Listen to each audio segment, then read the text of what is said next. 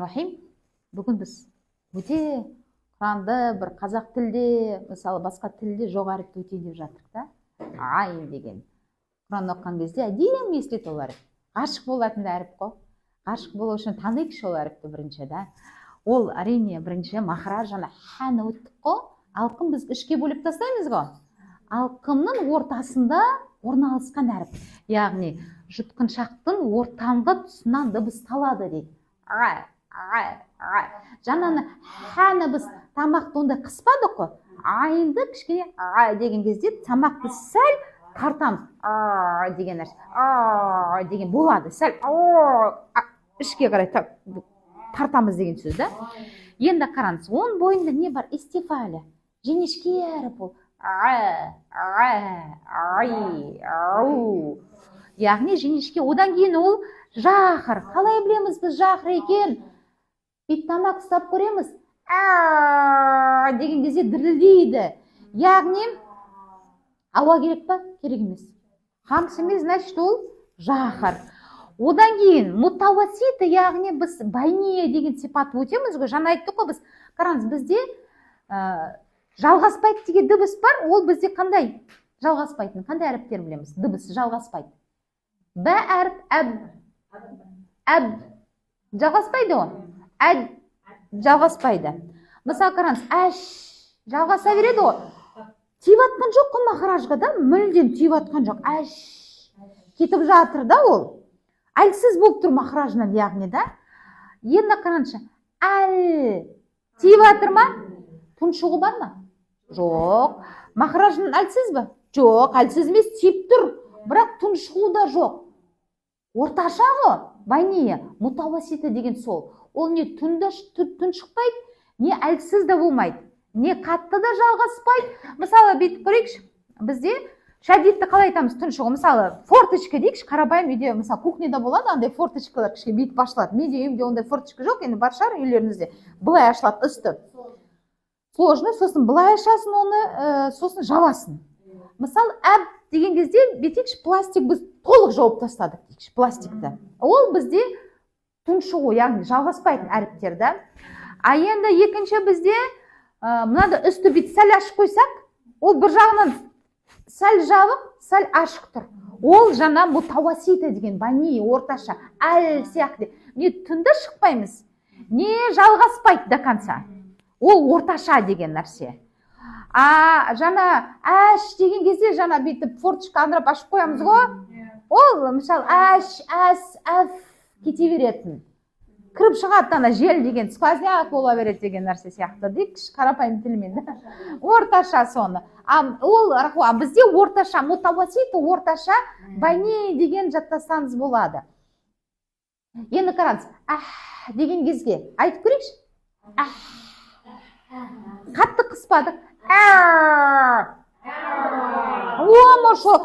Оқ деп тартып қалдық, хоп деп тартып қалдық, деген нәрсе болды да, тартамыз біз үш тамақты, ол мутавасита. Мұны әріпті мен немен салыстырамын, мынандай нәрсе ғой енді. Қараңыз, мысалы, жаңа қыздарға түсіндірдім да, мына роддомнан баланы шығарамыз ғой біз.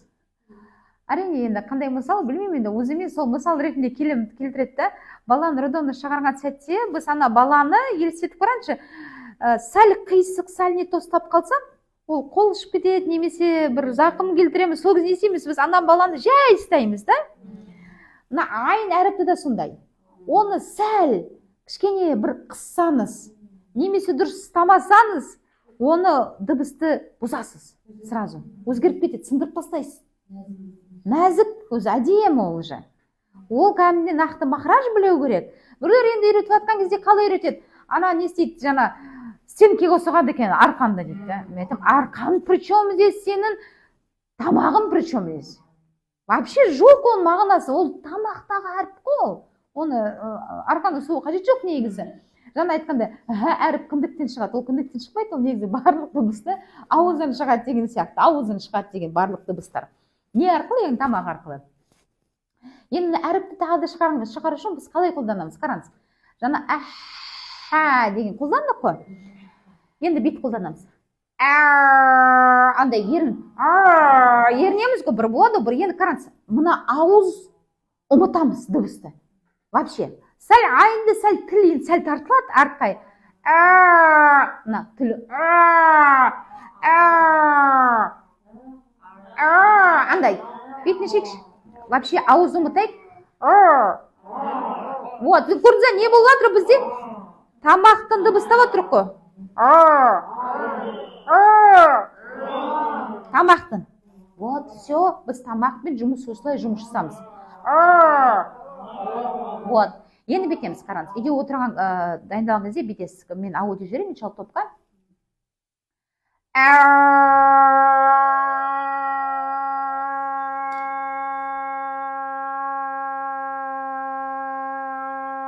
Енді кете береді ол. Осылай істайсыз, да? Немесе шадаға саламыз. Мынадай істесаңыз болады. Әрине біз Құранды өте оқымаймыз. Үйрену үшін мына тілді, тамақты дайындау үшін, тамақты уже қатып қалды ол сізде. Енді қазір қараңызшы, мен спортқа барсам, не болады? Мен сразу гире көтере аламын ба? Жоқ. Мен не істеймін? Бірінші жаттықтыру жасау керек, та? Одан кейін ол уже нагрев жасап сайыз. Мына нагрев жасап отырып, біз Құран үшін ертең оқыған үшін бізде айн дұрыс болу керек. Айн. Енді қараңыз, мынадай момент бар. Біз айнды шығарған кезде, немен, фаткамен шығарған кезде, немесе дамамен, немесе касрамен шығарған сәтте бізде мынадай не нәрсе болады? Қате. Қандай қате жасап қойды? Қараңыз. Мысалы, айнды шығарған кезде біз қысамыз. Одан кейін не істейміз? Фатканы шығарамыз. Көпшілік оққан кезде айнды да қысады. Фатканы да қысады. Бекет. Дұрыс емес. Немесе астына касраны қысады. Дұрыс емес. Немесе жоқ. Мысалы, таза шығады. Таза ми, ни. Дәл сондай. Машалла.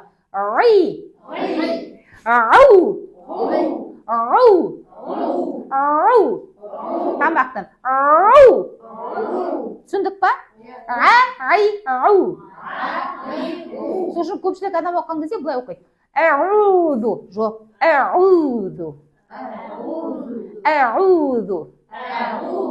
Көрдіңіз? Четко шығу керек. Мысалы, су. Шығып тұр ғой. Фу. Вот. Машалла. Бер.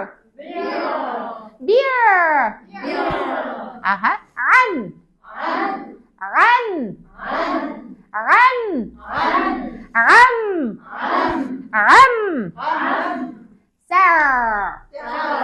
Үйде кішкене ұстамыз. Әрине жаңа қайталаймын. Олай Құранды біз оқымаймыз, ұстап тұрмаймыз. Ол не үшін керек? Қазір қатып қалған тамақ жұмыс жасау керек.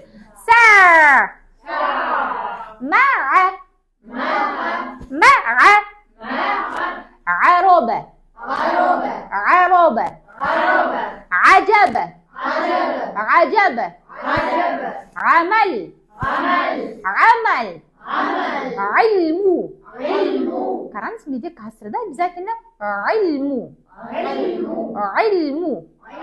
Машалла. Умру. Апа?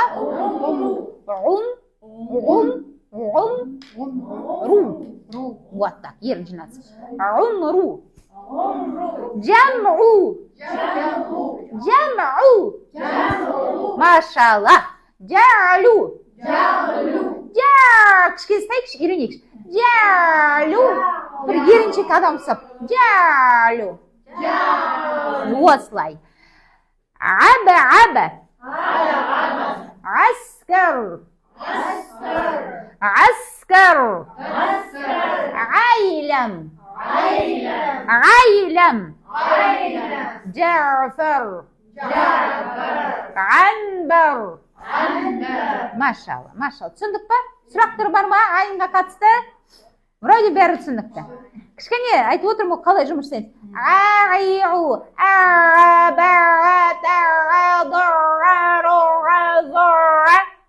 немесе сугунға апарасыз. Үйге жүрген кезде, тамақ пісіріп жатқан кезде, жаңа исламда да нәрсе бар. 1 сағат ілім алсаң дейді, түнімен құлшылықтың да хайырлы.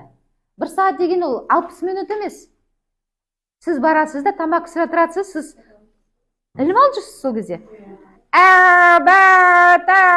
Деген нәрседе солай дыбыс шығарасыз. Осылай дыбысты шығара беріңіз. Мына қатып қалған тамақты жеп ету керек, жұмыс жасау керекпіз да.